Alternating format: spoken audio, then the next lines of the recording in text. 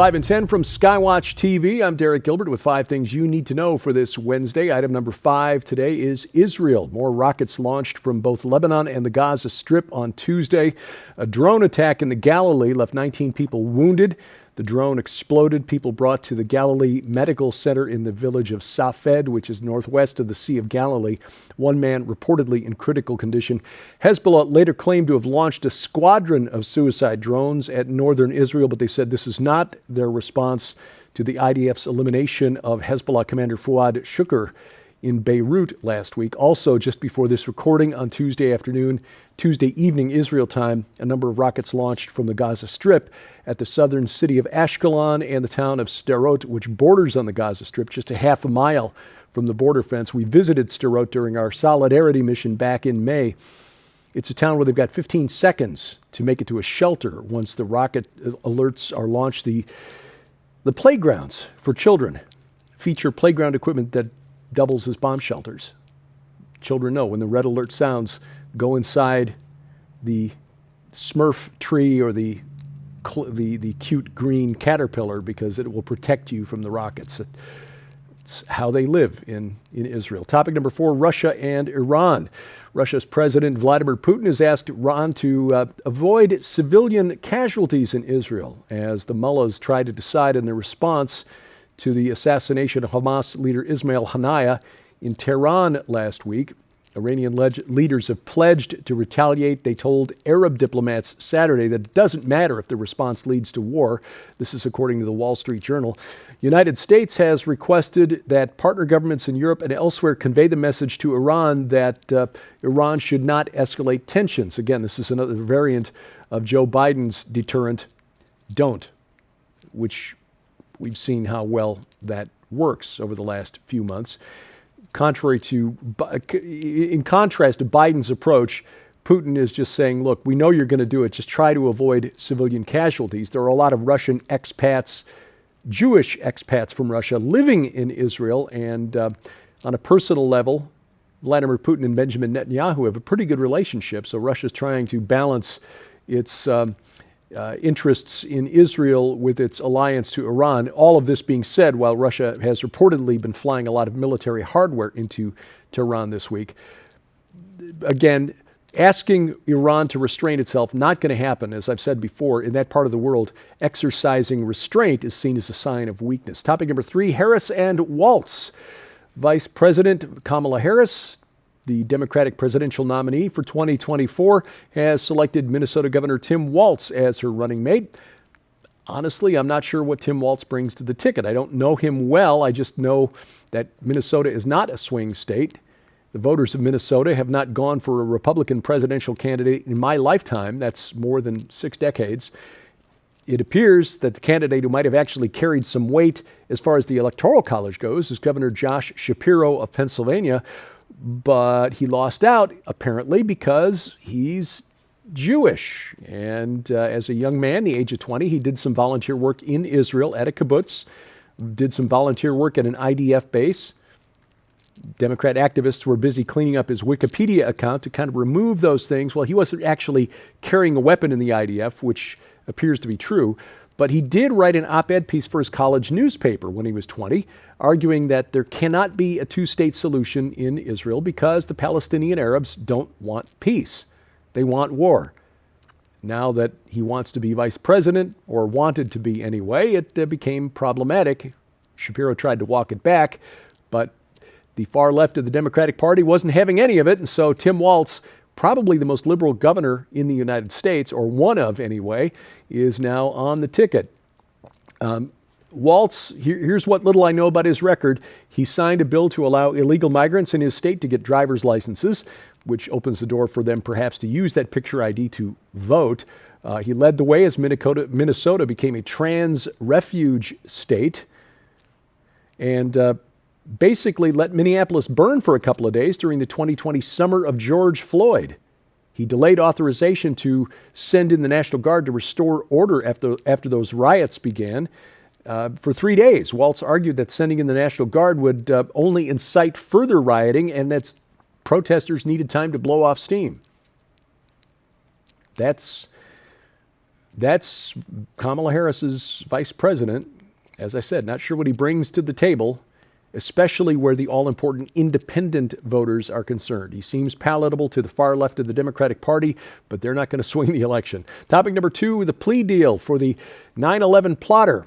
Story we missed earlier in the week. This was something that hit the news cycle after the close of business on Friday, which is what happens when people in D.C. want to do something that doesn't get a lot of attention. Defense Secretary Lloyd Austin revoked a proposed plea deal for the alleged mastermind of the 9/11 attacks, Khalid Sheikh Mohammed. Austin said Mohammed and his 2 accomplices were no longer eligible for life sentences in prison without the prospect of the death penalty.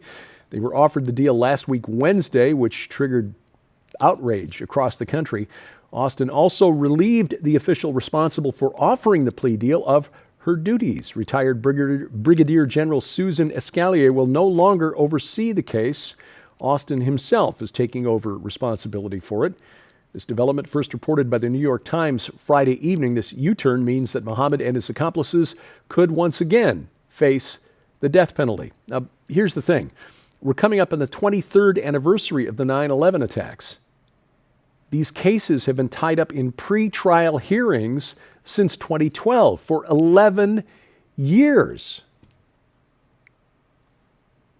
I'm all about capital punishment where it's warranted, and in this case, it does appear to be warranted. But at the rate we're going, Khalid Sheikh Mohammed may die of natural causes before his trial ever gets underway.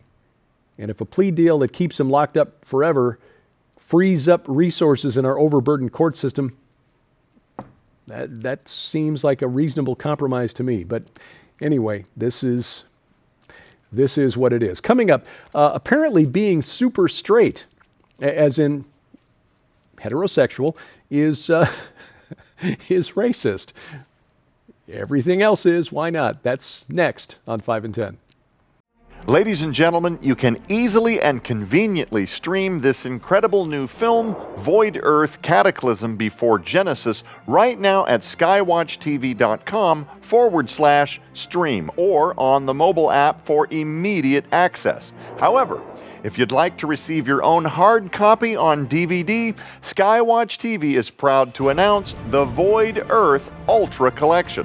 When you order this exclusive collection from the Skywatch TV store, you'll receive the brand new documentary from Defender Investigative Films, Void Earth Cataclysm Before Genesis, along with Dr. Thomas Horn and Reverend Donna Howell's best-selling book, Before Genesis, The Unauthorized History of Tohu, Bohu, and the Chaos Dragon in the Land Before Time. These powerful works present astounding revelations like no other, taken directly from the Word of God, the conclusion to the events of Genesis that merges all contributing voices from not only the young and old creationist groups, but the scientific community as well into one balanced and agreeable climax. They reveal precisely how ancient archaeological sites like Göbekli Tepe and the Doorway of the Serpent point irrefutably to an intelligent race of beings here on Earth thriving before the time of Adam and under Lucifer's fallen dominion.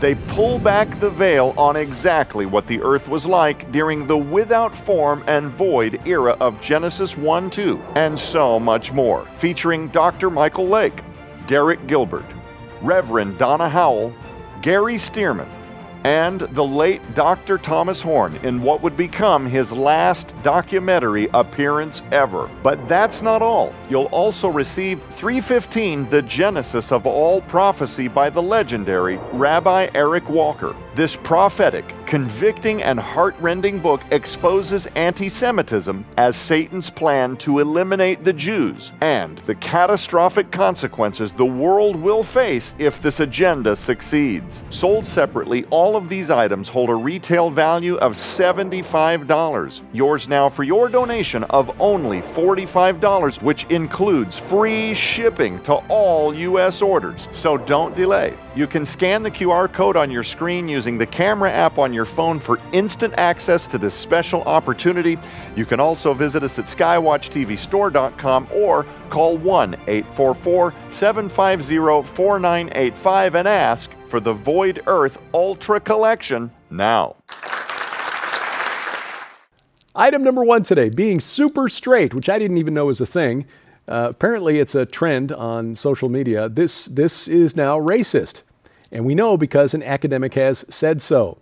This trend, super straight, is something that's trending on social media. It means that people, it's claimed by people who say they are naturally or inherently without attraction to transgender individuals. In other words, if you are a heterosexual male and you don't find a guy who says that he's a gal attractive, then you are super straight. Okay. Anyway, the author of a new paper, Brandon Robinson, published in the Bulletin of Applied Transgender Studies. Robinson is the chair of UC Riverside's Gender and Sexuality Studies. It goes by the pronouns they and them. And I will digress for just a moment here. They and them, those are plural pronouns. You cannot be a they or a them unless there's more than one inside your head. As in, we are legion for we are many. Just saying. Anyway, Mr. Robinson, Dr. Robinson, said that after looking at dozens of discussions on Reddit regarding the super straight phenomenon, found that some participants have omitted social and cultural factors in conversations regarding biological sex and gender. A lot of this discussion goes deep into the weeds, and frankly, it's so convoluted that it will break your brain trying to make it make sense. Bottom line is this. Robinson believes that European, and I quote now, colonizers and imperialists justified violence, genocide, and colonization on indigenous communities and people in the global south because the colonizers saw people of color as having expansive expressions of gender and sexuality, end quote. My European ancestors oppressed people in Africa long ago because they weren't just male or female. That's Robinson's claim. The transatlantic slave trade, he believes, imposed a Eurocentric construct of binary gender whereby black people became ungendered. And therefore, today, being super straight is racist. I guess if you're heteronormative, you're racist, but if you're super straight, you're super racist. Again, in a world where everything is racist, then nothing is racist. The word loses all its meaning. This week on Skywatch TV, we continue our discussion of the age of the earth and how we reconcile that with the biblical narrative. For example, this week we talk about dinosaurs. Now, for me, dinosaurs are just really cool. Just an awesome example of the diversity of biology that exists on this planet or once existed on this planet. The question is, how do we fit it into a biblical timeline?